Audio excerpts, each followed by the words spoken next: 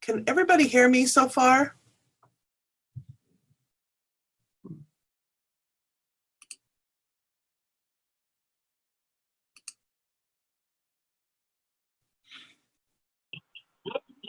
Oh, I can hear somebody now. Can you hear me? Hi, this is Dave at Classic County. Hi, Dave. Hi. Nice to hear your voice. Hi, Teresa. At least we know the audio's working. Yeah, I can hear you fine. Good. We have a couple minutes. We'll wait a couple minutes until we have some more people here. No problem. Thank you. Thank you.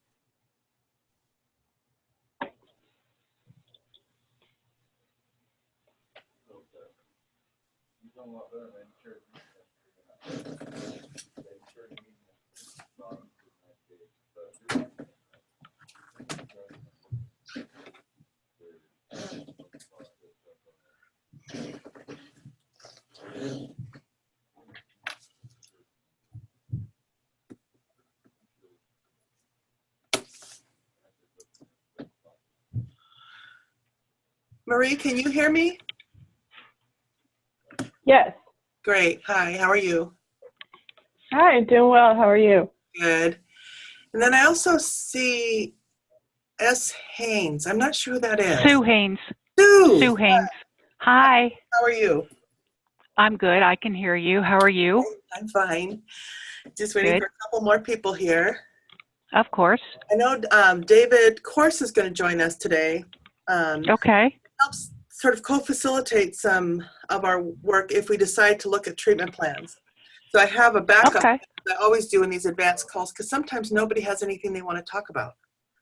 Aha. So it could be that people have things to talk about and we'll scrap the treatment plan discussion for another time, but we're ready to talk about that if there's not another topic. Okay. Yeah. While we're waiting, do any of the three of you have something in particular you'd like to talk about in this advanced call? Not that I can think of right now. Okay. Marie or Dave, do you have anything specific you want to talk about? Not really. I'm just here to learn more about family stuff. So, Okay. and then Robin, our provider, couldn't make it, so I'm just sitting in as the program manager, and I'll forward her information. Perfect. There's also a recording of these calls that she can ask Greta for. Okay. She doesn't want to miss a single exciting moment. Good for her.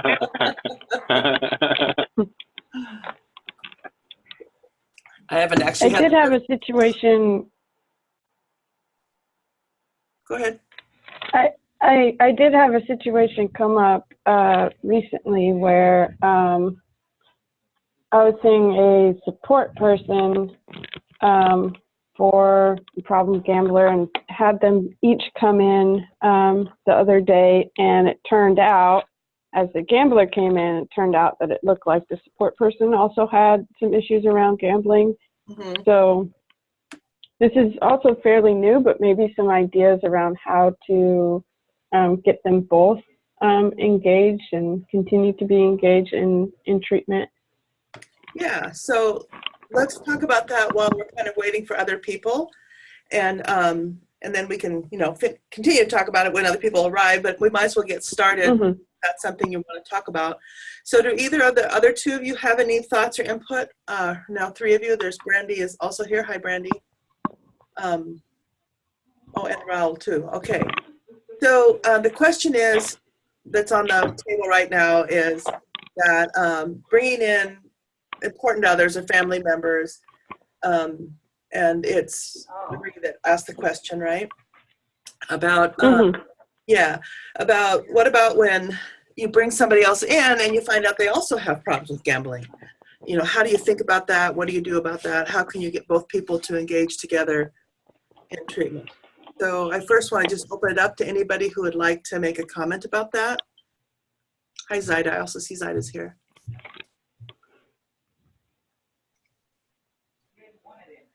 Okay. So Marie, can you talk a little bit more about kind of specifically what you're thinking about, and give us just a little more to go on, and then we'll try to tailor our discussion to your situation a little bit? Yeah. So basically, I had done an intake with the support person, and they were wanting to figure out a way to get their wife engaged in treatment. So we did some plans around that and met with them one more time for an individual session to finish going over paperwork and that kind of thing and continue planning. And that would have been the 3rd session with them. I had them both come in together. And after hearing the wife talking about husband, it turned out that it seems like husband also seems to have some issues around gambling. And he was saying that from the beginning of talking about, I don't want my gambling to kind of trigger her and those kinds of things. But it seemed like they shared the same concerns with one another about the extent of each of their gambling. Hi, David. Also talked a lot about how gambling is this thing that, at least the intention was for it to be this activity that was shared and that kind of thing. So far we've just kind of broached, okay, what are the pros and the cons of gambling and that sort of thing. So that's where I've started with them.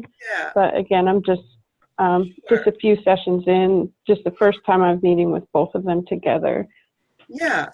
So I think that everybody can chime in here. There's a lot of collective experience here.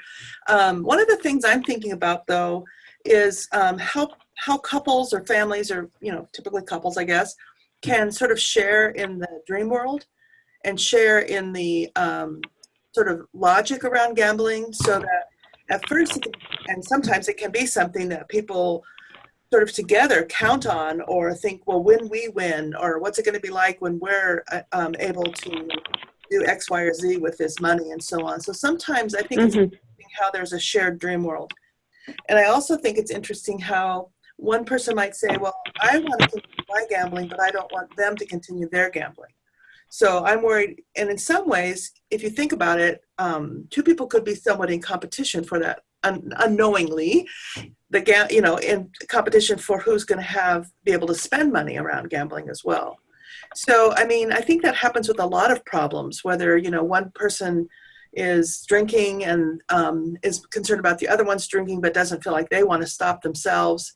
They may not see themselves as having a problem, but then see the other person as having a problem, right?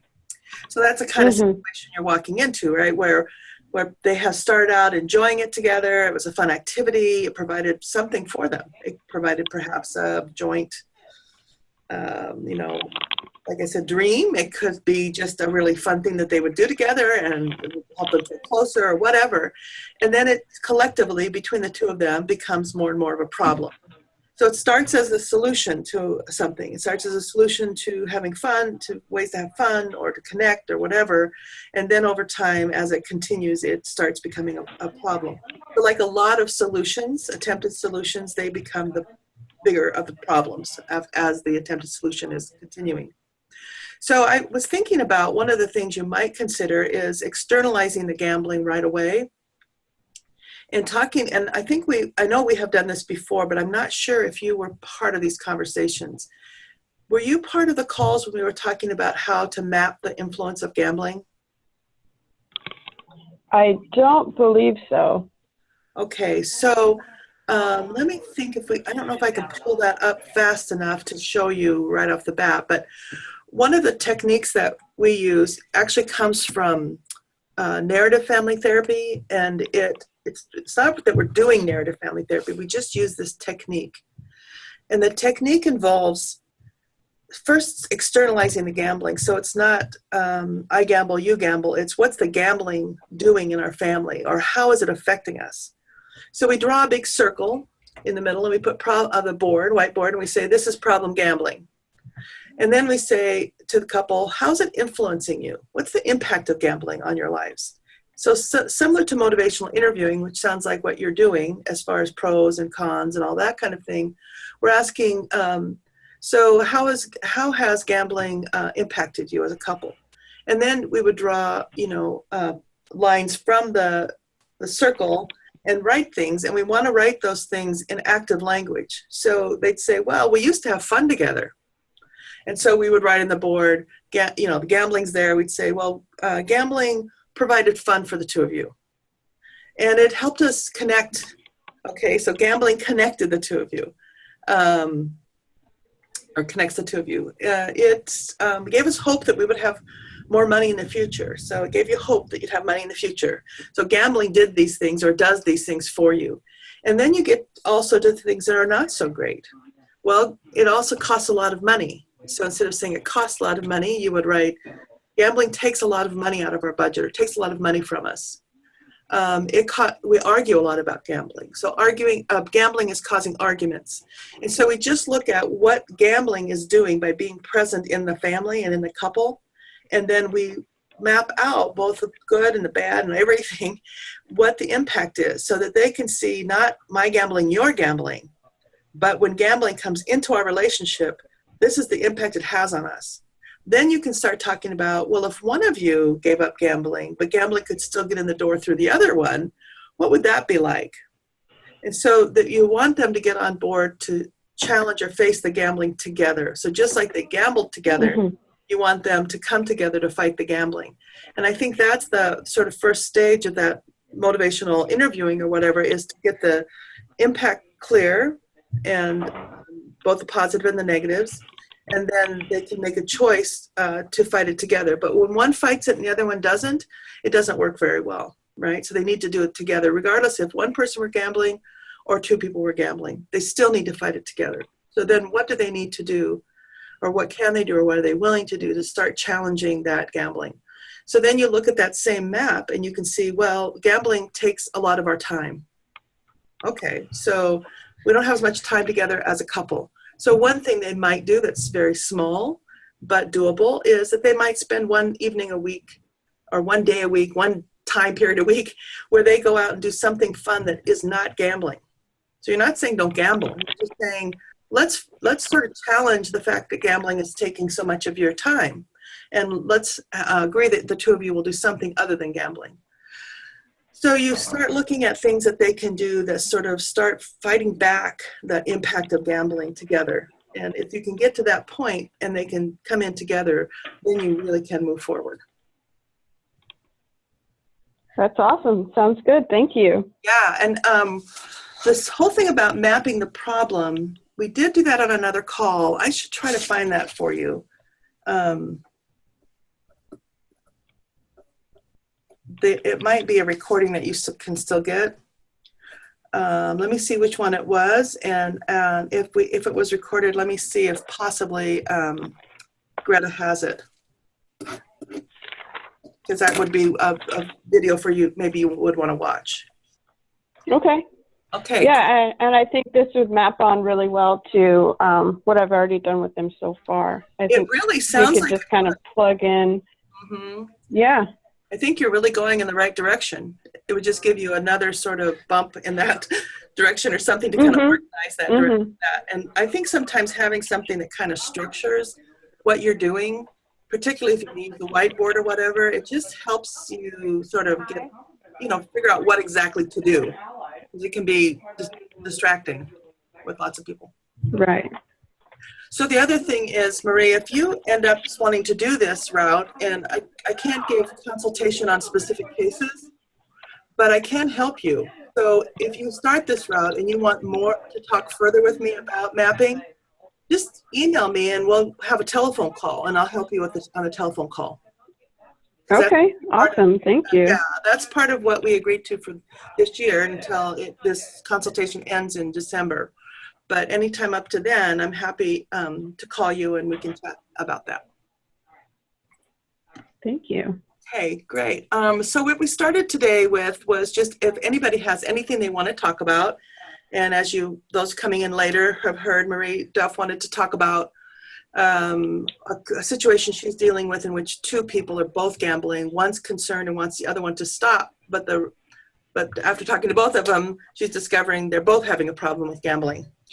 So I have a backup plan of talking about treatment plans because I can't stand silence. So in case nobody had anything, I always have a backup plan. But the first priority is anything in this advanced call that people want to talk about. So is there anything else that anyone has on their minds that they would like to share and get some input on?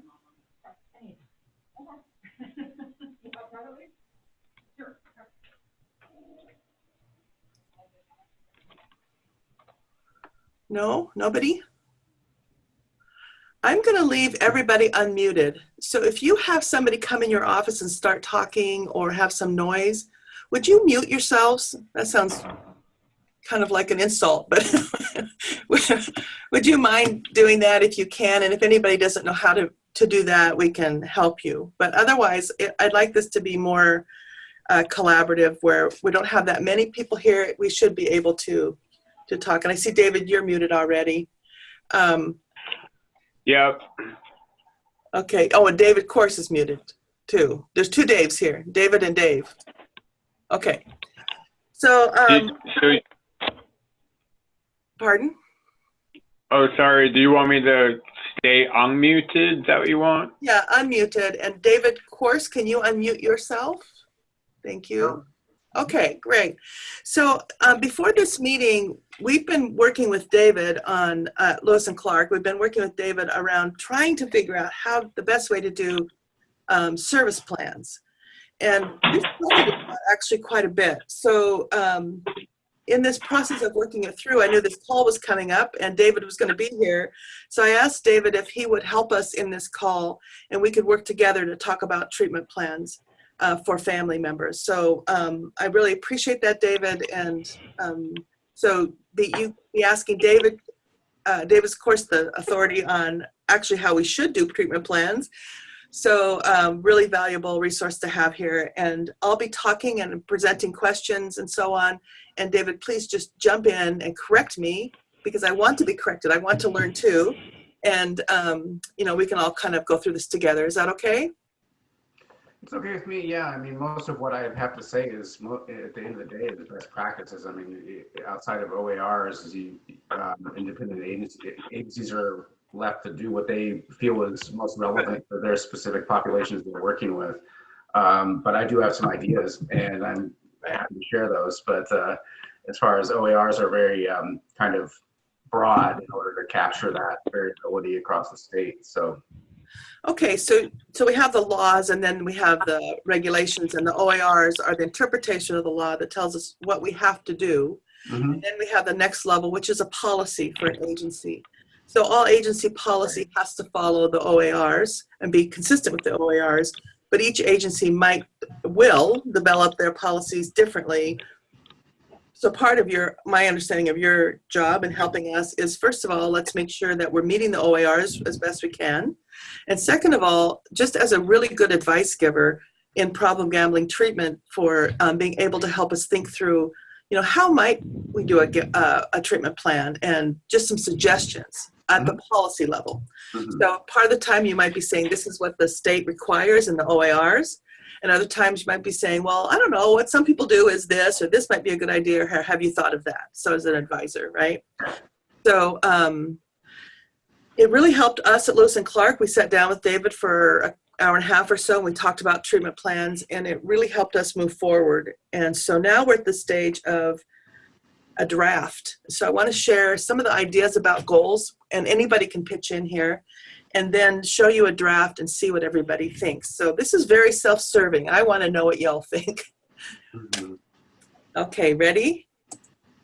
Let me see if I can now do what I said I was going to do, which is, well, there we go. Okay. So the thing that we're particularly interested in at this call is not just treatment or service plans, but how to integrate relational and family goals into service and treatment plans.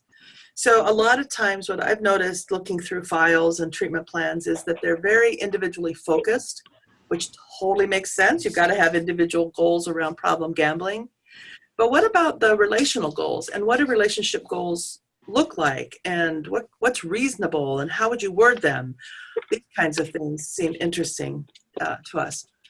So I've got a few notes here. I think one of the things we sort of want to see, I think, if I'm understanding the emphasis on bringing family members in correctly, is that a lot of times our treatment plans or service plans, I'm using those two interchangeably. I think they're called service plans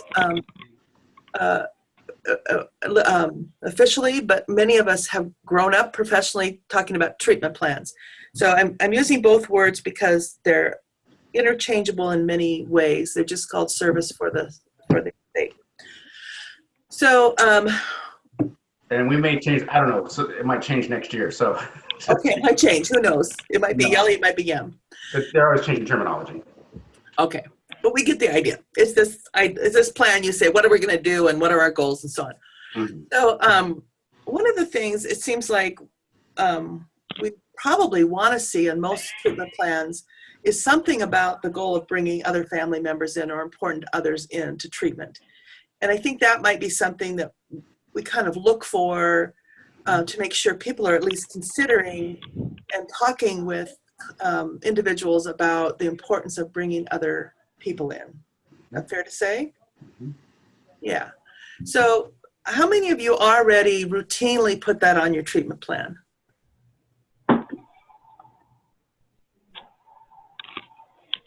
Does anybody? I'm sorry, could you say again, put exactly what on the treatment plan? Yeah, something about a goal to bring other people in, other people who are important. Absolutely. Yeah, so you pretty much routinely put that in? Always. And what kind of language do you use when you write that? Like what would a typical goal sound like? Consider, like if it's a spouse or something, I would say, consider or talk to spouse about engaging in treatment, and possibly asking if a release could be given for me to contact that person and see if they would be interested in treatment. Yeah, just basically encourage significant other, family members, whomever is involved, to either engage in treatment, or I always leave the door open for any family member or person affected by gambling to join in an individual session with the client. Right. So what difference do you think that makes, Sue, when you actually include that in your first conversation around service plans and you actually write it down?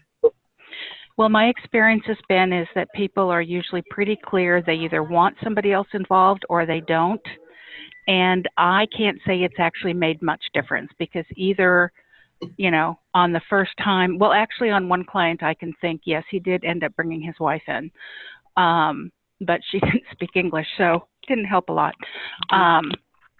But I think in my experience, and we don't get a lot of families here, I've only got like 4 or 5 family members, people, I have not seen a lot of shifting for clients from where they started out. Okay. In terms of whether or not they're going to let family members in. Thank you. Anybody else do this as a matter of routine? include that goal and that discussion in their treatment planning?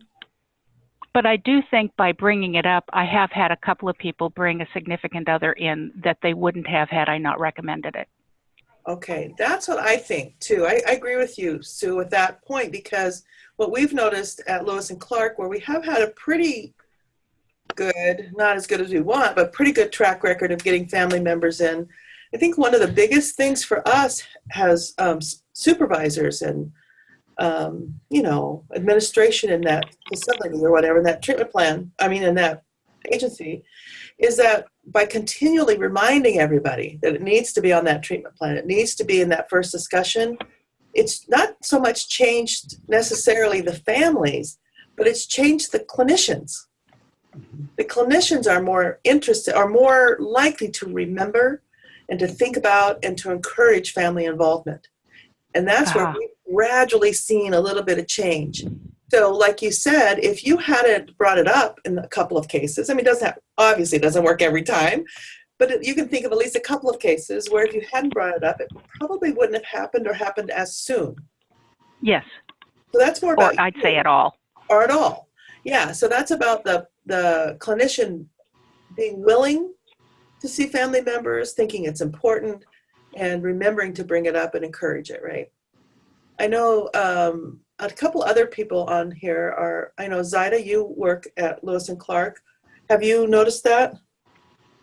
Yeah, what I've noticed is just having that conversation every session about, kind of where they're at, if they're ambivalent about bringing family in. But talking about it as, as being part of treatment, I think changes the way that they see, or I guess the importance of bringing family members. Sometimes they come in and they immediately will say no, but just continuously having that conversation and even talking about what are their fears around it, or what they're concerned about. I think it's definitely changed some of my clients' views on bringing their family in or friends. So this is another important thing you're bringing up, I believe, and that early on it might be on the treatment plan or might not, but I like the way, Sue, you said consider. It might be language that we will consider. And then Zaida, you're talking about how if the first answer is no, you're still considering, you're still meeting the goal of continually attempting to talk about it and see how it might be useful. So you don't give up if it's the first answer is no. You continue to watch for opportunities to encourage bringing family members in. And how have you found that? Have people sometimes been willing to bring family members in a little later on, even if they weren't at the beginning? Yeah, I think just for them to have a space to talk about their worries around bringing family, or even discussing the gambling to other people in their life. Mm-hmm. I've definitely seen, I think I have a pretty, probably half my caseload, maybe more than that, bring in their SOs. And that's just because I think I am able to portray that, their family is important and that their family is impacted by the gambling as well. So that's a really high percentage compared to most problem gambling providers. Yeah. 50% is pretty amazing. So we want to learn from you, right? So I think you're saying a couple of really important things. One is you talk about talking, which is a family therapy technique. And you say, well, what are you concerned about? What are you, and you really entertain the reluctance to bring people in, the fear around what if they know. Part of that is about stage of change. So if I'm not really ready to change, do I want everybody in here pushing me to change? So all of that, you're talking about what would it be like and what are your concerns around talking to other people.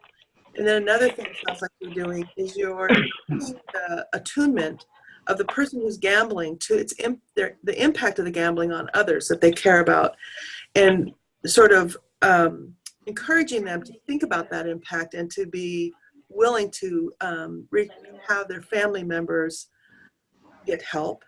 And I think another thing you're talking about is letting people know, and I think this is an ethical obligation, but letting people know that the best outcome the research, all the research shows that the better outcomes when family members or important others are involved. And then I like the way you're talking too, Zaida, about, you bring it up and then you figure out where they are. And you kind of keep tailoring how you're bringing it up to where they are in treatment, and until they're willing or ready to bring other people in. Did I miss anything? Oh, I think, what comes to mind is I think of it as like some clients are very ambivalent about, maybe setting money barriers. So I kind of just think of bringing their family members as something similar to that. That maybe they're ready to make changes in other areas, but they're ambivalent about including family members. So this is an important thing, and I've been thinking a lot about this lately, about bringing in family relative to the stage of change. So we think about stages of change for everything else, and what you're saying really resonates with me, Zaida. You're saying that part of it depends on the stage of change and how ready they are for. And if you think, one of the things the topic we're going to have in our next formal call, I'm working on presenting motivational interviewing with families. And I think we'll hit on this again when we look at how, when family members are present, talking with multiple people can address stage of change and increase motivation. But I also think sometimes not wanting family members in there is a sign that they're still pre-contemplative or even contemplative, because once a family gets involved and these things all come out, the pressure to change typically increases. So, thinking about it in terms of readiness to have family members in, I think is a really great idea. Anybody else want to contribute there? That make sense? Yes. Yes, it does. Yeah, I would just agree that engaging the family or working with the primary individual dealing with gambling disorder in an ongoing way is really important. So I guess what I'm meaning is that through the stages of change, we know that change process is organic. Even without that, we know that as clinicians. And so if at first we don't get a lot of traction at the beginning of treatment, that just indicates that we would want to revisit that and continue to develop that dialogue and look at how to help that individual integrate their family or significant others into treatment. Right. I think as I think about being I do a lot of supervision at our clinic, and I think about how many times a new clinician will say, I'll say, what about the family? And they said, oh no, I asked. They said no. Already asked, they said no. And that's the end of it. And I think that's what we're talking about today is really important and interesting around how you continue to develop dialogue around that. Anybody else on that? Just that's when I put encourage. If the client is resistant, then it's consider, and if they say that it's the other people that are resistant, then I say encourage and just bring it up every now and again. And gee, have you talked? Have you thought about this? If whatever. Yeah. And another point to what you're saying now, I think, has to do with clients will often say, oh, I would like my family to come in, but they won't. They're not willing to come in. And I have found that isn't always the case. And so there's a number of things that we can do to bring family members in. And right now, this writing that we're doing for a family manual, we're writing a family manual for the state that will be out in June. And one of the things I talk about in there is, how do you maybe write a letter together from you and the client, or from the client asking the family member to come in, or getting a release of information so that you can call the family member, because you'll have typically much better luck bringing the family member in. And oftentimes I don't find they're as reluctant as the person says they are. So I think, it's like we need to take a few more steps than just hear, oh, I don't think my partner would want to come in. He doesn't like counseling or whatever. Or no, I've asked them, they don't want to come in. You don't really know what happened and what kind of asking was done. And sometimes it might be something like, hey, the counselor wants to see you if you have time. Would you be willing to do that? No? Okay. And then in that case, we haven't even had the opportunity to say why it's important, we haven't had the opportunity to connect with them in any way. So I think that's another area that we want to look at. So May I bring up one other thing that I didn't think of? I work really closely with the mentor that works with my clients, and she very often is able to go visit people at their house to get both and all parties involved, and is able to bring about someone else engaging by doing that. So that's a really valuable tool if you're using mentors. That is amazingly great idea.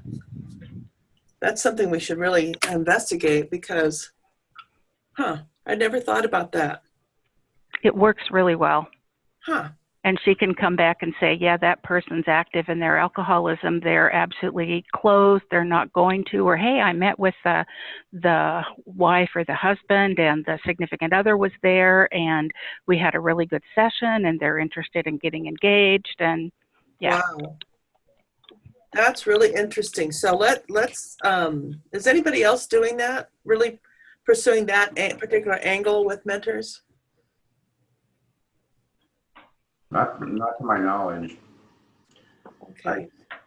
I just want to make sure that what comes up for me around that is just making sure that, and this has nothing to do with us here now, but that the mentors have some safety precautions. If you're going into an individual's house, you never know what. Right. Right. Make sure those workers are safe. Yeah. There's always that. But other than that, it feels like a great idea.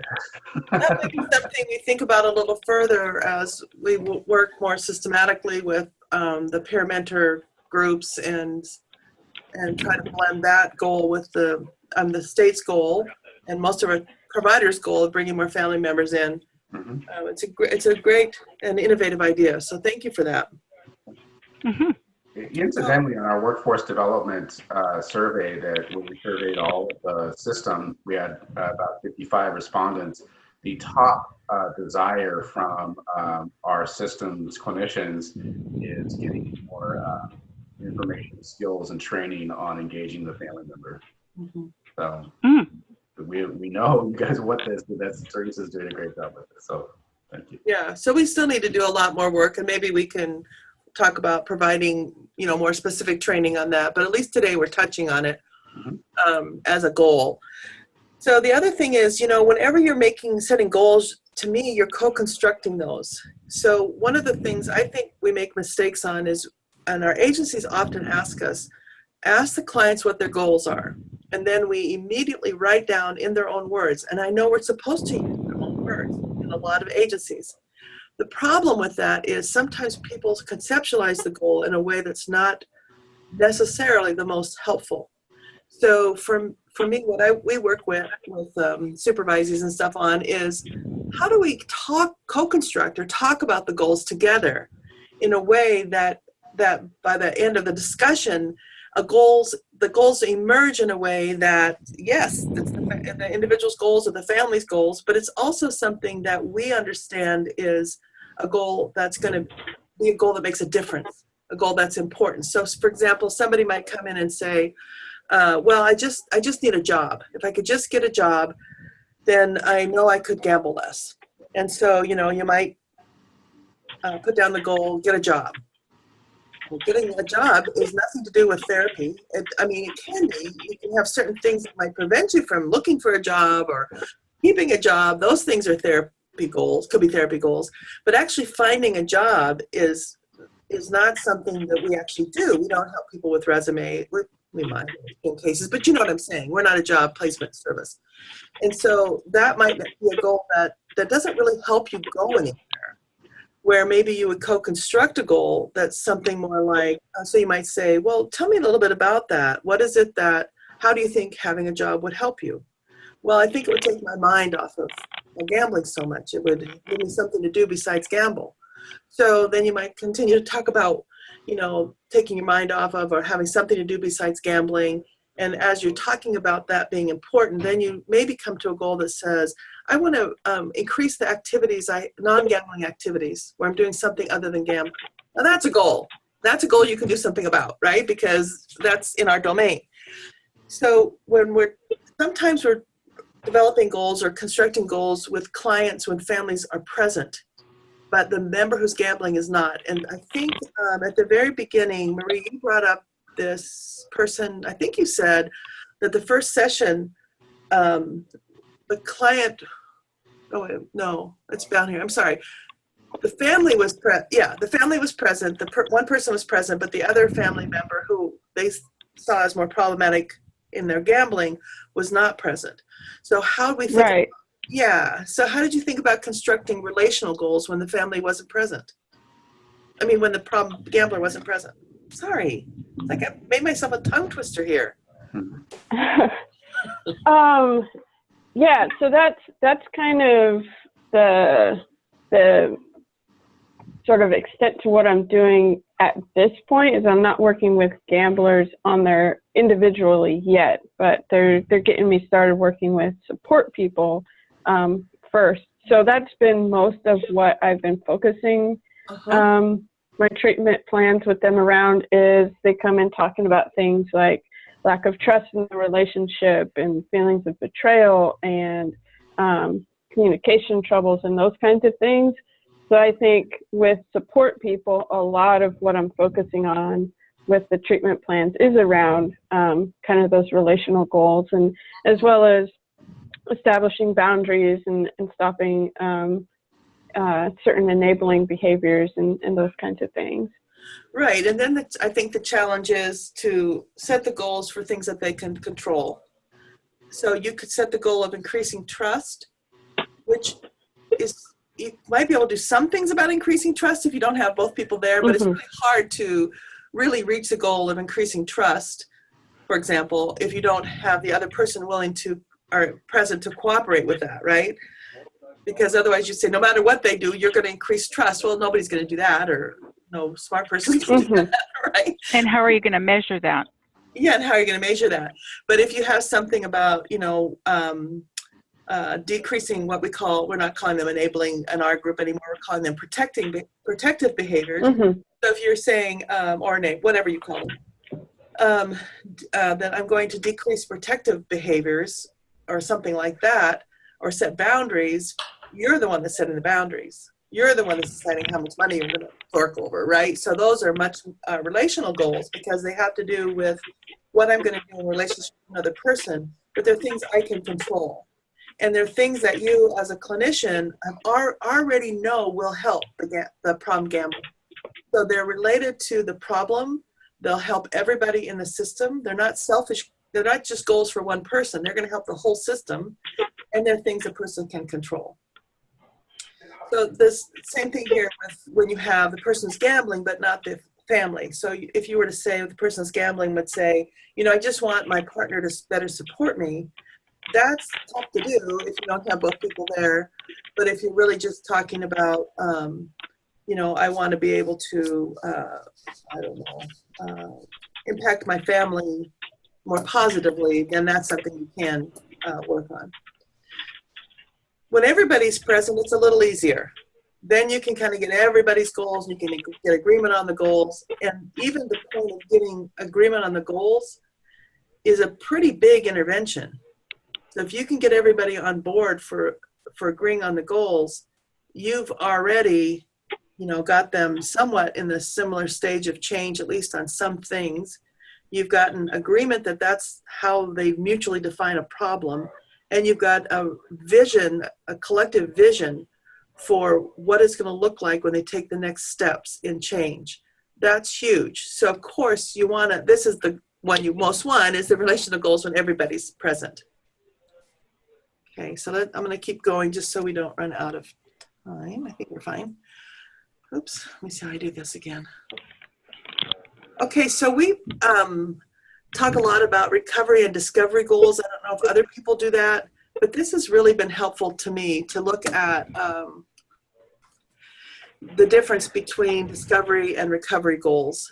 And so as I look at a list of goals, to me, some are often, maybe their whole thing is discovery or recovery, but oftentimes there's a mix. There's those goals that really have to focus on learning, tracking, becoming more aware of something. And discovery goals are often associated with earlier stages of change, right? So I'm ambivalent. I don't know if I want to change or not, or I don't even think it's a problem. So if I don't even think it's a problem, then a discovery goal might be something like, yeah, well, why don't this week if it's easy for you to cut down on gambling and you don't really have a problem cutting down, why don't you experiment, try cutting down and see what happens. That's sort of in between, but that's so much of a discovery goal. Or you might say, just pay attention to what happens when you want to gamble, but you tell yourself you can't, or you shouldn't, or you don't, or whatever.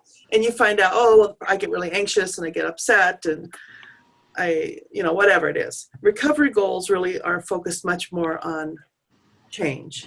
And again, we've already talked about this, but the goals need to reflect the stage of change. The tricky part with working with families, or one of the tricky parts, is that people are at different stages of change around single goals. So depending on, let's see, we have a little bit of background noise. Yeah, I'm sorry. Is that you? Well, that's okay. You can mute and then unmute if you want. If that works. Okay. So the goals, obviously, we'll talk about this in the next big meeting around stages of change and motivational interviewing with the family. So I'm going to come back to that next time. So relational goals. What makes a goal relational? So typically a relational goal is something that goes on between people. So it has to do with, it's not you, David. Somebody else's noise. Let me see. But I'm going to just try muting different people. Let me figure out. No, I don't know. I don't know where it's coming from. Oh, well. Anyway, it has to do with how people relate differently to each other. So the example you just gave around boundaries is a relational goal because it's how you relate to another person, even though it's one person's goal, right? Relational goals also, we want them typically in this work to relate somehow to gambling. So setting boundaries with another person will also at least challenge gambling or not contribute to gambling. So it has to do with gambling that you're setting boundaries. It's not just because you think that's a nice idea, which could also be a goal, but that's not the purpose of that goal. So they can be general, like somebody who's really isolated. A relational goal might be, this week make contact with one other person. Could be in a grocery store, could be anywhere. Have a conversation with someone. Or it could be really specific. Take time to do one activity per week that doesn't involve gambling. So that's a very specific, tailored goal or more general goal.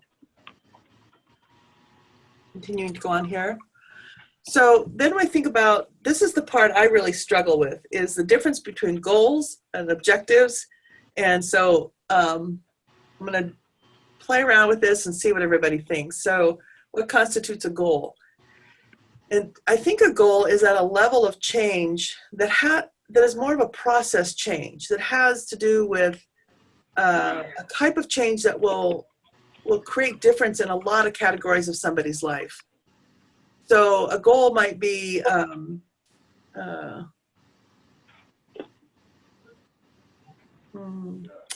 increase non-gambling activity might be a goal because it's broad enough that you find all kinds of different ways to do that. And you know that goal is going to contribute to the bigger goal of gambling less, for example, or gambling. So we're trying to target a process level of change that's going to make a difference. Goals should also be something that's reachable.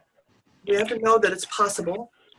They should be something, like I said before, with the goal, getting a job as not a very good therapeutic goal, that they need to be something that can be addressed through a therapeutic process.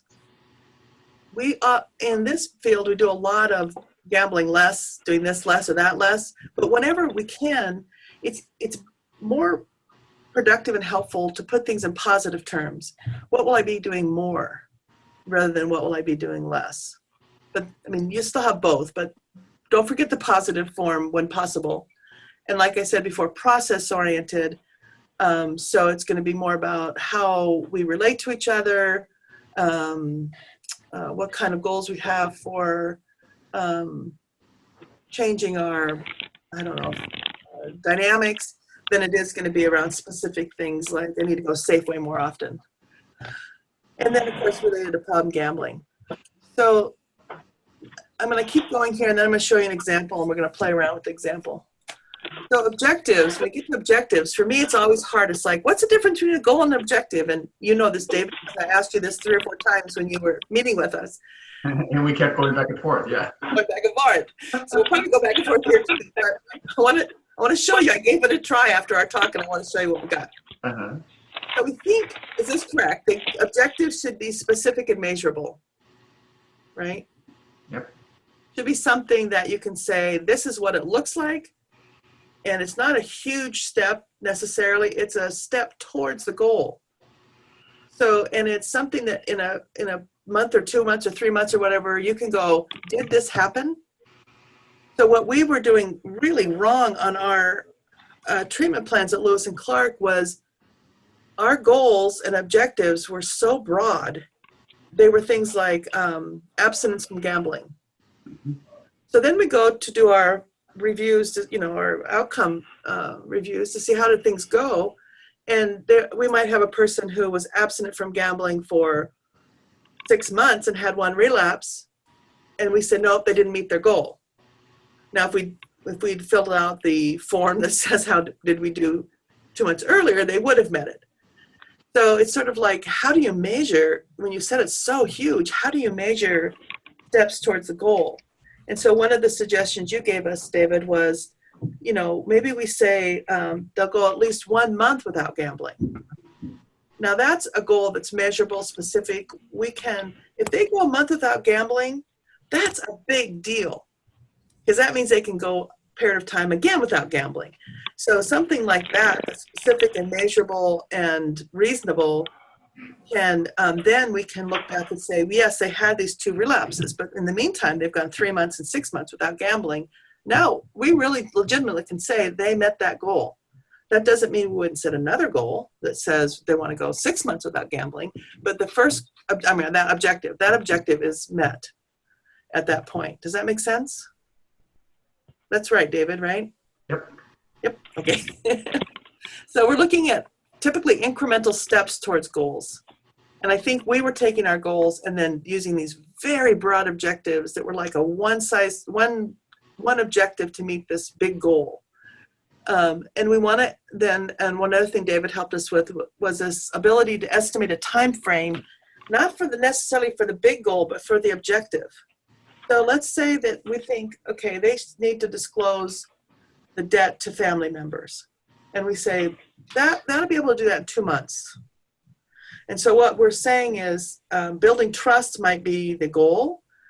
Sharing debt with family members, with the most people who are responsible for debt with you, could be the specific goal, or objective, and the time frame might be 2 months.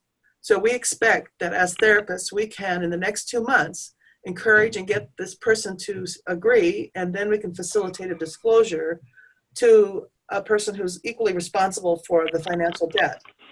And that seems like a reasonable amount of time. Now, we might go 2 months and we say, no, we couldn't do it in 2 months. We need 2 more months, and we have to revise that. Or we might find we could do it in 3 weeks. And that's fine, we've met the objective.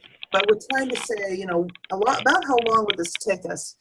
And then the other thing that we have not been very good at, partly because our system is such that once we put a treatment plan in, we can't get it back out again to review it, but that this should be a living document, something that we refer to a lot, like the goals and objectives should be in our minds every session, and we should at least periodically, when we say, like if we say this should be something we can meet in 1 month, then in that 1 month we should be looking back at that goal to see, did we meet it? And if so, fine, we set another objective, or if not, then we change we say, no, we still haven't done this and we need more time.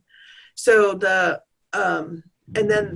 it's enough of a living document that the objectives shift. The goals also shift, but I think the objectives would probably shift more often than the goals.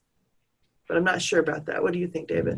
So actually, I was thinking about two other things that you were saying there. So one of them is that from an OAR level, that duration or the declared duration of a objective is required to be stated from OAR. So in the service plan, you need to make sure that you have what's the period of time. It doesn't matter. It used to matter years ago. They would say that depending on the level of care you were in, that was how often you should review the goal, the objective. But now it's more, what are you saying, and make sure that you review it, whatever that period of time is. So that's the first piece I wanted to make sure to say.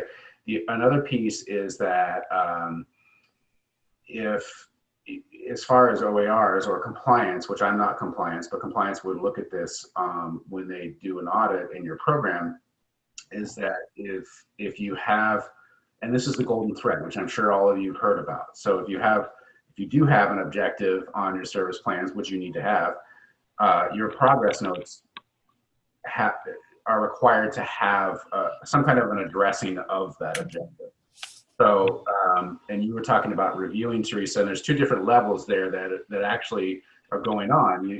The review that would be required by OARs is that you would just need to make sure in your progress note that you're documenting something about where things are at with the objectives you have in your service plan. That's the golden thread, and that's what compliance is going to look at. And then on a clinical best practice level is, are you reviewing your goals not only as a clinician, reflecting on that, but also with your client or clients or the family?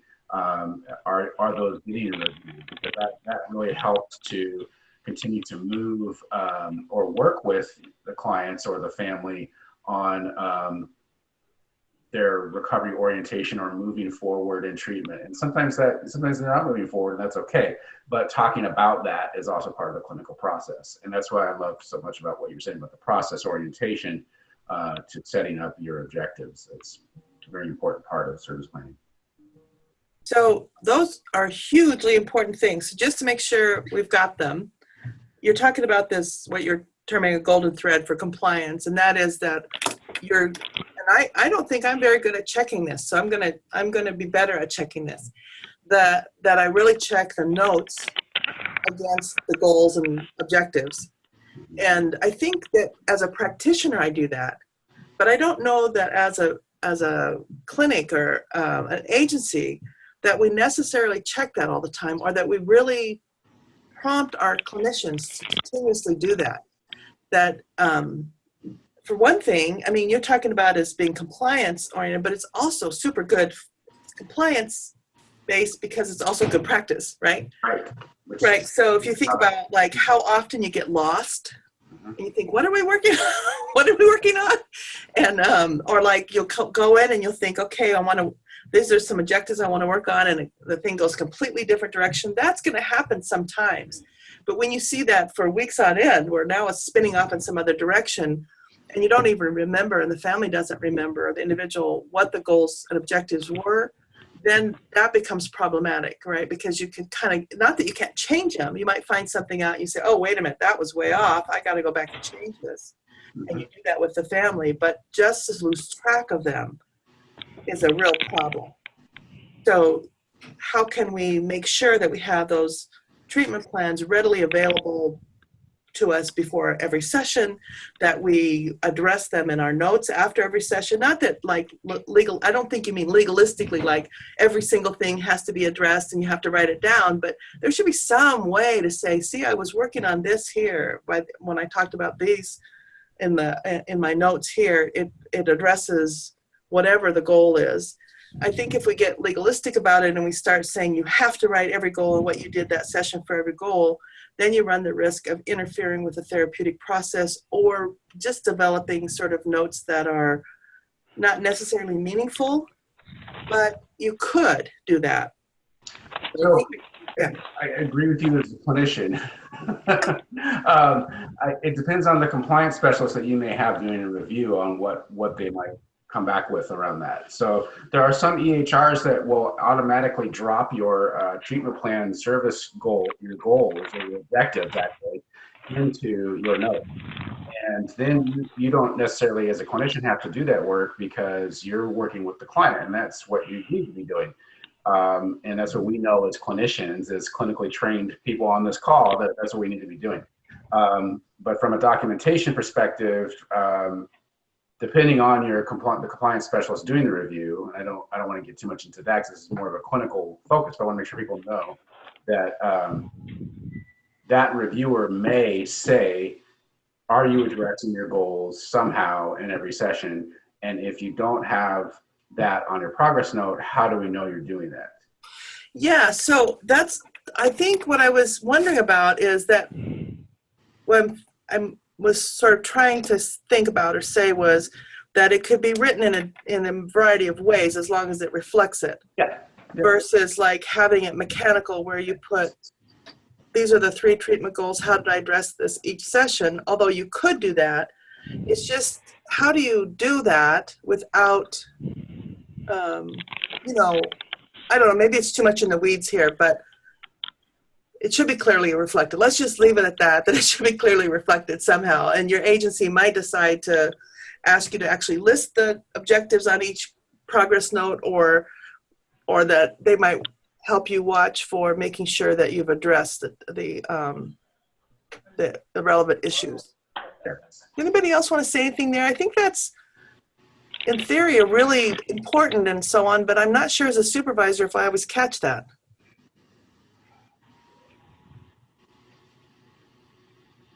I know I don't. Is anybody else paying attention to that as a clinician? Are you thinking about those objectives and how you're writing your progress notes accordingly? Oh, well, our system requires you to tie your session to the treatment plan. And so it's just a matter of clicking off, yes, we looked at this issue, we looked at this issue. And I think that's really helpful. And it also kind of helps me, if I got off on a tangent, to refocus with the client about what we're actually doing here. So, Sue, does your note-keeping system actually put the treatment goals or the objectives into the template for the session notes? Well, it brings it down and says, you know, you need to check off whichever of these. It puts in objectives and interventions, and you basically click off any ones that were related to what you did in session that day or group. Okay, so it ties the treatment plan and objectives to the objectives and intervention sections of the SOAP notes. Correct. Wow, that's cool. Yeah, I guess we've always had that. I've worked with that for a long time. I'm kind of surprised that not all systems do that. So, well, I have one other kind of a question that I'm going to throw out here that hopefully it doesn't distract too much. Treatment planning is such an integral part of treatment. Why is it not billable through gambling? You cannot bill for treatment planning in gambling. Well, you can bill for treatment planning through gambling by doing an individual session and typing into your note, this was a treatment planning session.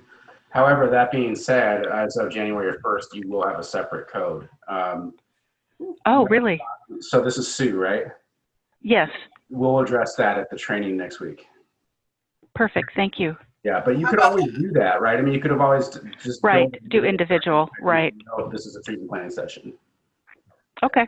So ask and you shall receive, Sue. Thank you. Awesome. Yeah, I told Bev that a few days ago. Okay, thank you. Sure. Good. Okay, so that so now let's look at an example of a treatment plan that I've been playing around with. Our group has gone through one draft. This is our second draft. We have not started using this yet, but so it's a little early to share it, but I knew I was having this call and I just thought, ooh, I really want to share this and see what people think and get some input.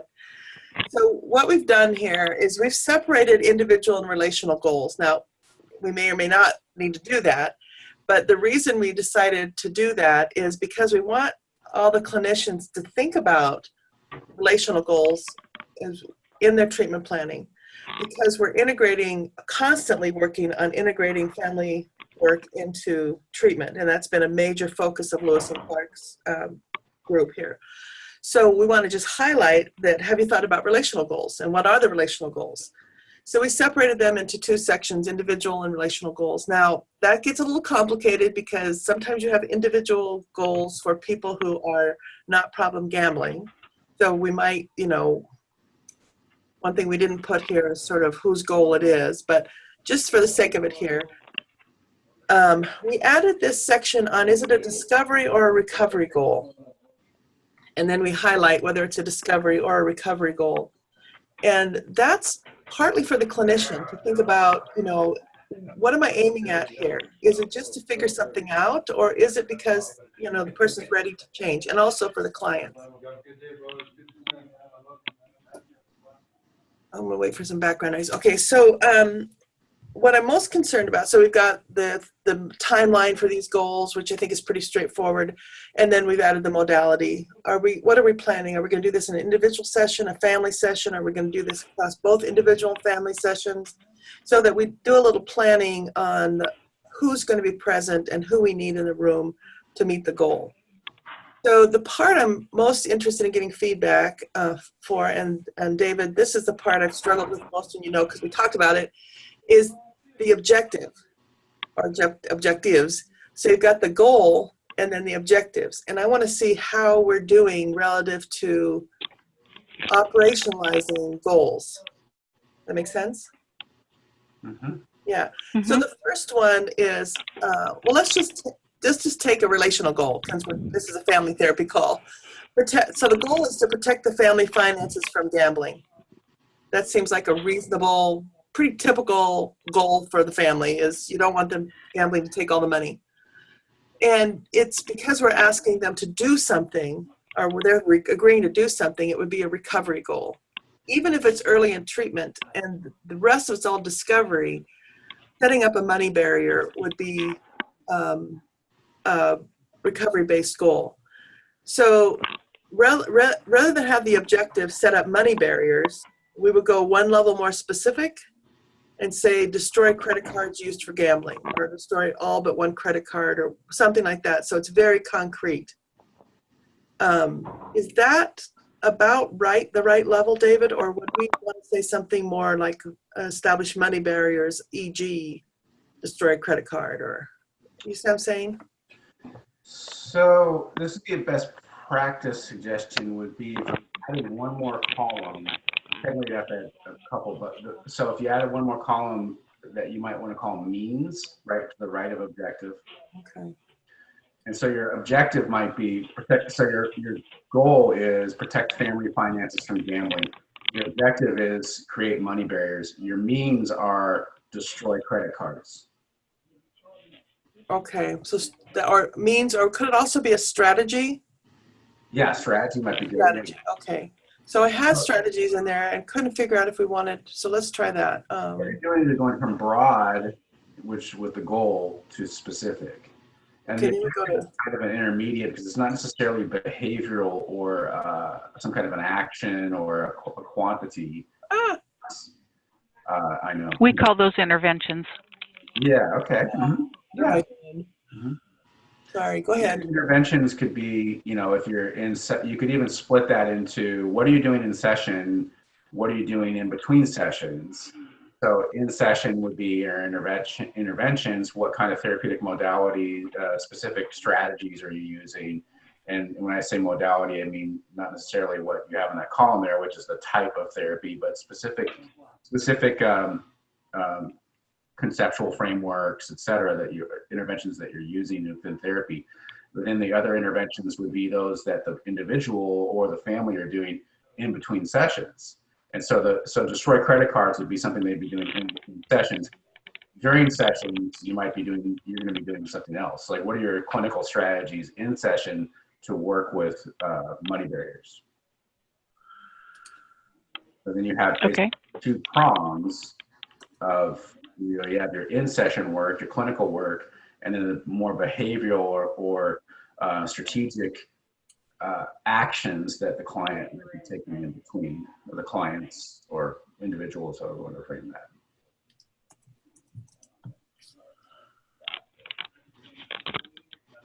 So a minute ago you said, I think I missed one thing.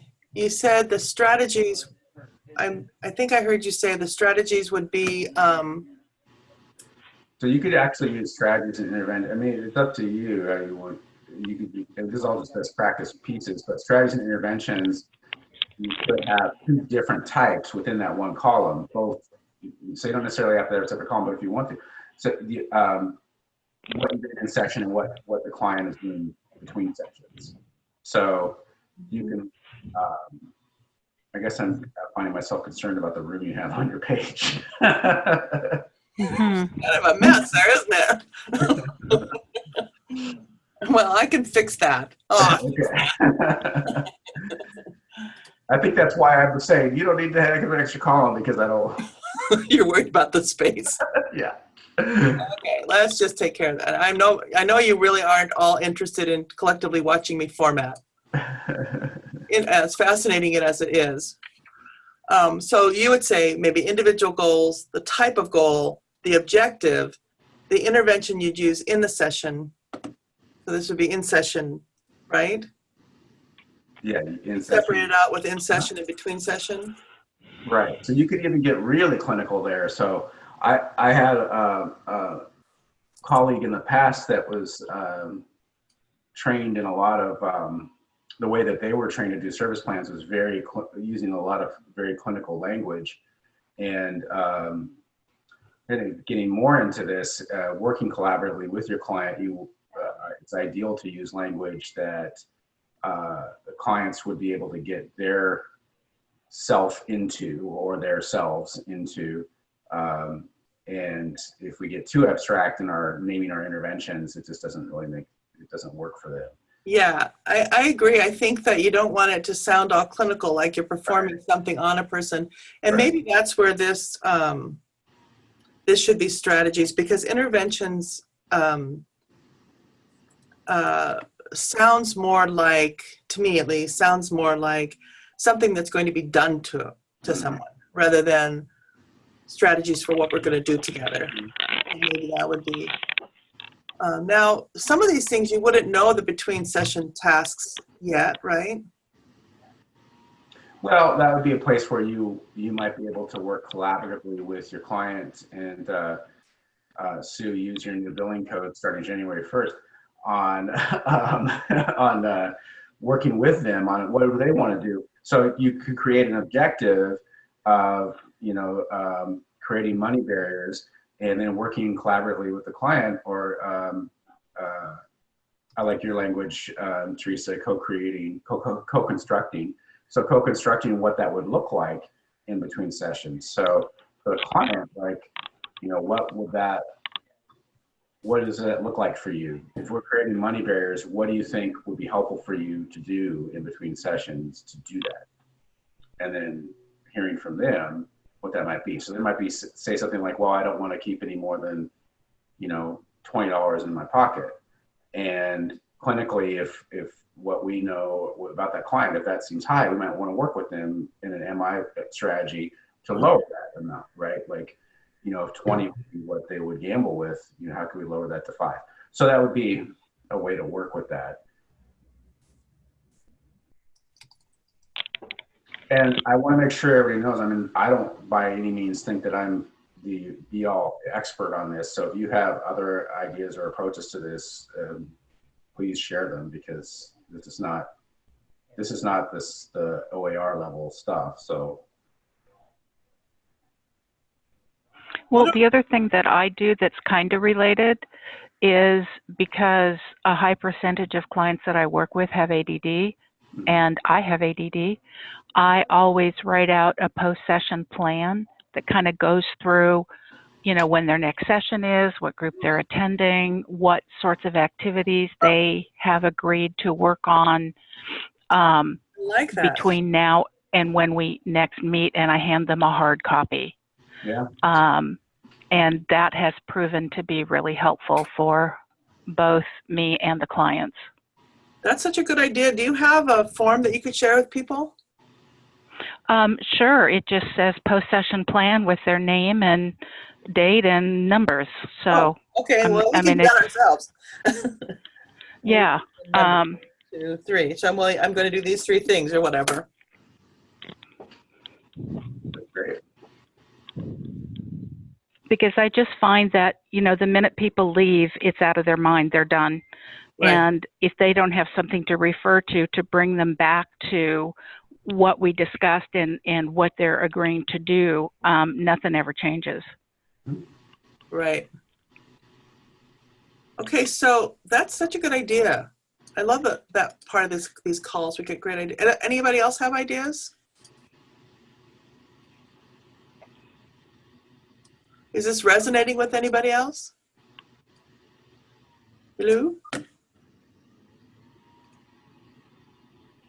I'm here. I'm just thinking about how to get Robin more involved in this, because so far across the county we don't have any family members yet, and we're not even turning in the encounter codes right for regular gamblers. So I'm just here to listen. It's a lot, isn't it? It's a lot to try to figure out.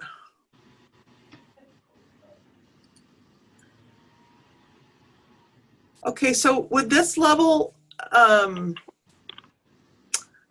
if you look at this new relational goal that I wrote here, those of you who are wanting to track this, is this closer to what you were thinking, David? Are you talking about number 4 or number? Yeah. Number four. I'm still working on 5. Yeah. Yeah, and maybe even getting more specific on the between session tasks, like set limits on bank debit cards. What limit would they like to set? Something like that. Yeah. So that between session strategy or between session task, it's really specific. Mm-hmm. So it increases specificity as it moves forward, right? Mm-hmm. Yes. What do others think about this? Any other input?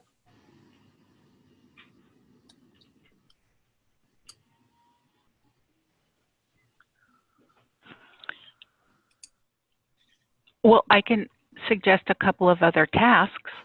Good, please. Well, there is an agency here in the Portland area called Share and Care that will manage people's money for like $45 a month, because a lot of people either don't have someone they trust or don't have anyone at all. And I have several clients working with them, and it works really well. The other thing is they can get like credit cards, prepaid credit cards that do not allow cash withdrawal. Right. So that, or gift cards for places where they can, you know, get gas, they can buy groceries, whatever, have proven helpful for people who really need to have some access to money but can't trust themselves with cash. Okay. I haven't had clients, with the exception of some credit unions. Banks are generally not willing to put any limits on what people can take out or whatever. It's like, yeah, no. But credit unions sometimes will work with people. Oh, okay. Others? Renee. I'm just really glad you broke it down with objectives and goals, and just kind of clarified what, you know, could be under each of those. I definitely get those confused. And just being very specific with the objectives is something that I'm seeing I can definitely work on that.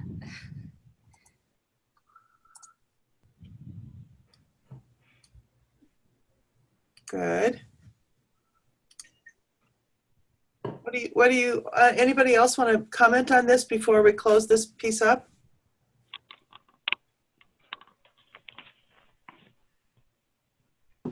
I guess one other piece I want to make sure to talk at the OER, on OER level, the plans should, or the service plans should also have the specific, and it looks like in a way the specific certification or clinical scope of or title of the specific providers that are providing each service. So, for example, QMHP or CGAC or CADC or MFT or So would this do it right here, David, when I put degree, certification, license? it would if there's a statement that says something that applies to all of the goals, all of the goals. Otherwise, it might be. And I know I'm just trying to think about what a compliance specialist might look at. I myself am not one, and they will look at different things, and they may be okay with that. Or I think to be more specific for them and to protect yourselves in that regard, I would say, not necessarily protect yourselves. It's not like it's an ominous thing, but that some will want to see that delineated so that they're clear that that's the person that will be providing each of those services. Oh. If you could have multiple services, you could have like a grouper in there or something. And so who would be providing that group? Oh.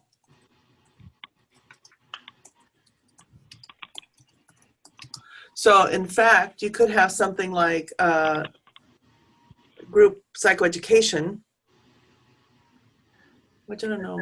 And that could be provided by another type of a staff member. Right. Not really the case at Lewis and Clark, but there are different agencies that have, or if you say you're having mentor services in the service plan. So, and Lewis and Clark utilizes the mentors, you'd want to make sure to say that a mentor would be providing services for. I wonder if we should include that in the modality and provider. Sure, yeah. I'd like this to be something we can share with everybody as an example and it'll be in the manual. Great. So that's why I kind of want to make sure it's not just a Lewis and Clark thing. I want to make sure it'll fit for lots of people. Great. And the one other element would be sometimes some people call this dosage. I don't know if I particularly like the word or not, but what's the frequency? Frequency. Called frequency. What's the frequency of each of those modalities of treatment? Yeah, that's right. And for how long each time? So frequency and duration of session. So for example, individual sessions 2 times monthly for 60 minutes each, something like that. Okay, so this would be psychoeducation, 2 hours weekly for 8 weeks, or say, I don't know, whatever it is. Something like that? Yep. Provided by I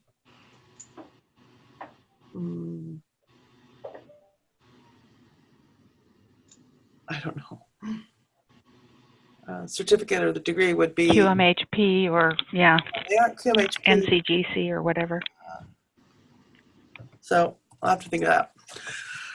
Okay, so it sounds like a prescription there in the last one. Take 1 a day with food. Yeah, okay. All right, so that's good. We'll add that. This is really helpful. Anybody else? Can I?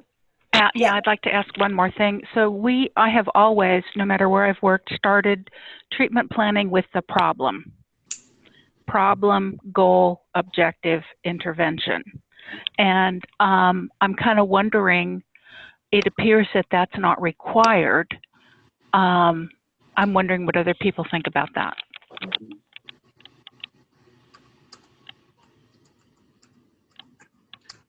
I'm going to double check the OERs right now on that too. The problem might be something like clients' gambling has created problems in their, relationships, financial, whatever lives, and the goal might be to reduce the problems and prevent additional problems from being created. They're kind of general, and then you get into more specific.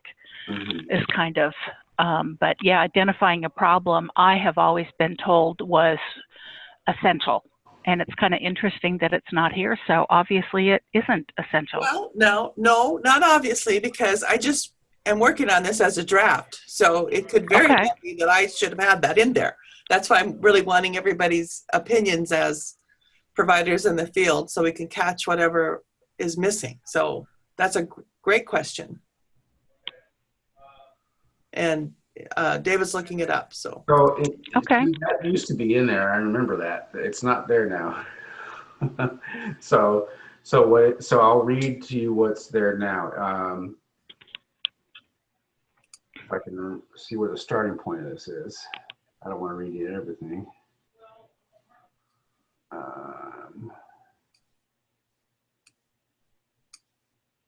At minimum, each service plan shall include treatment objectives that are individualized to meet the assessed needs of the individual.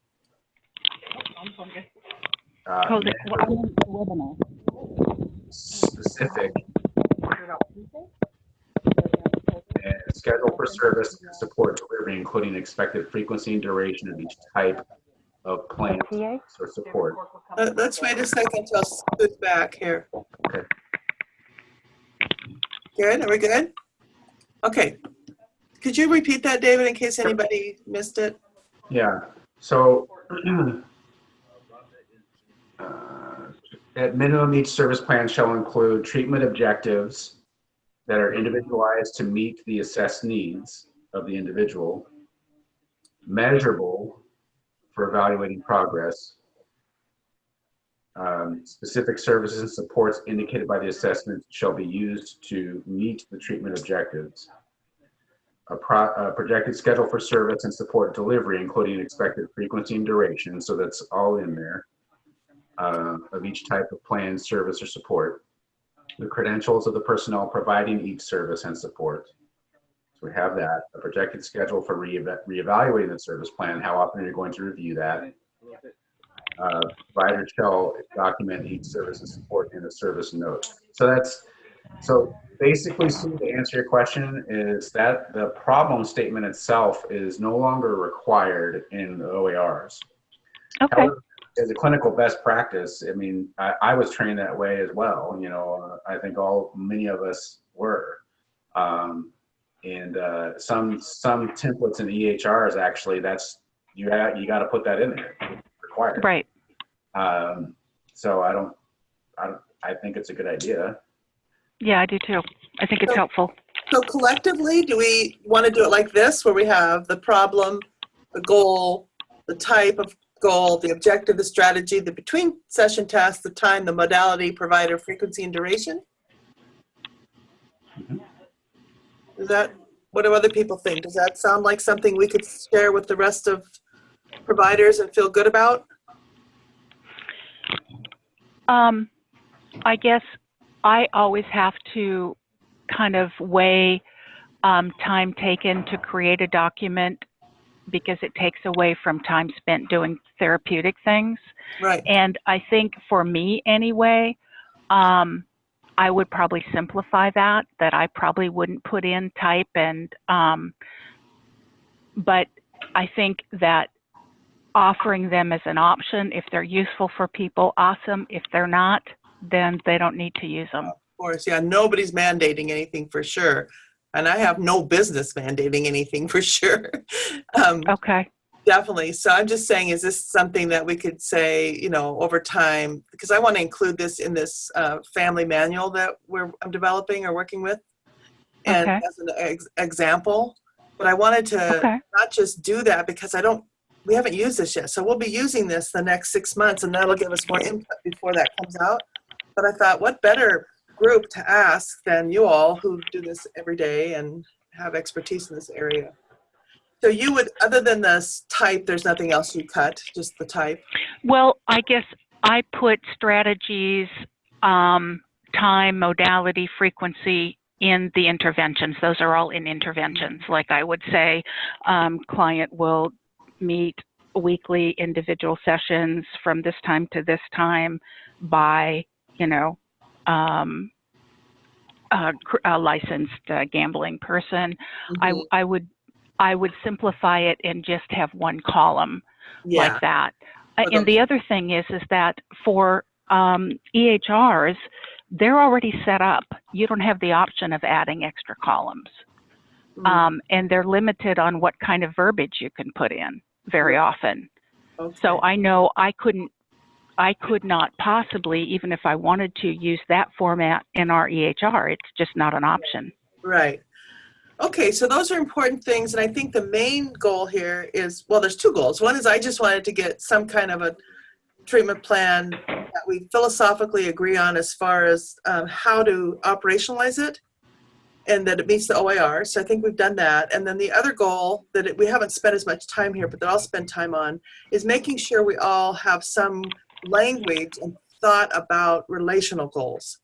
So we did a little bit of that, but I'll spend more time on this document giving examples of relational goals based on the input around the specificity of objectives and strategies or interventions and so on.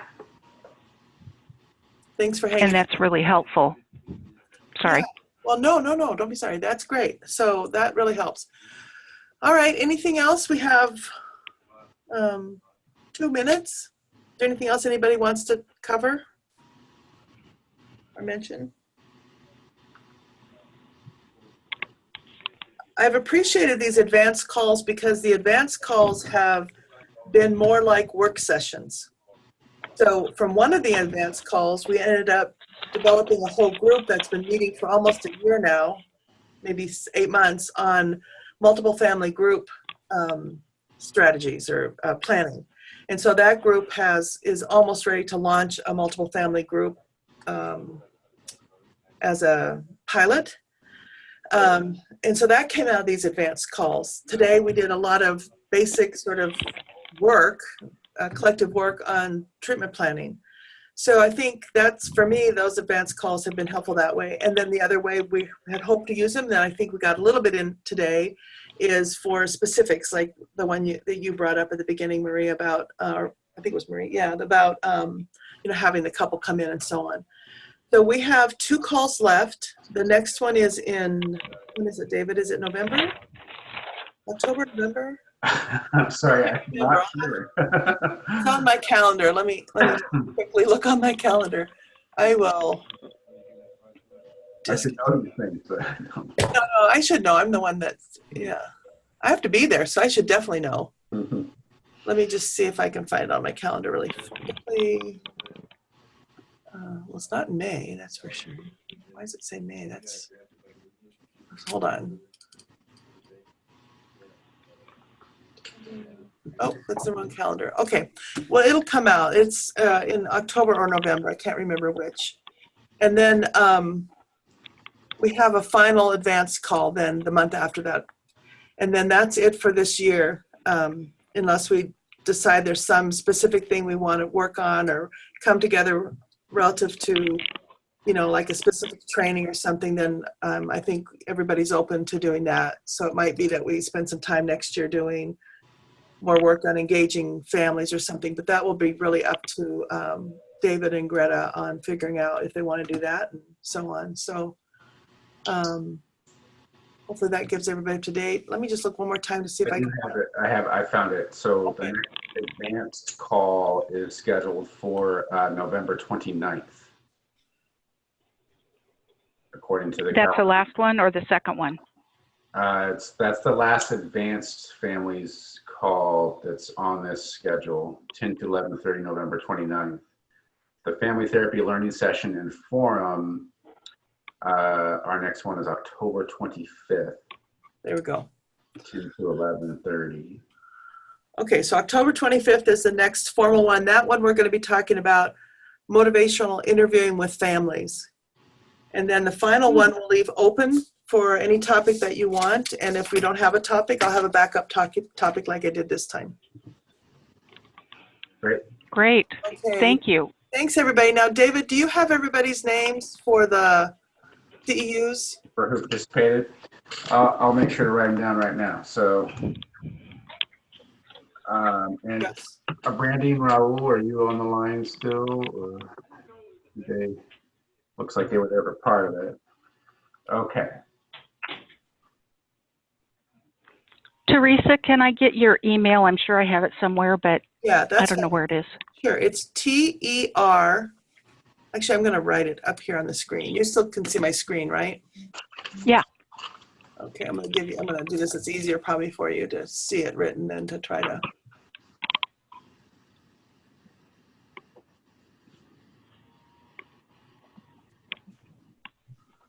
And if you ever lose it, just look on Lewis and Clark's website and put my name in. It'll pop right up.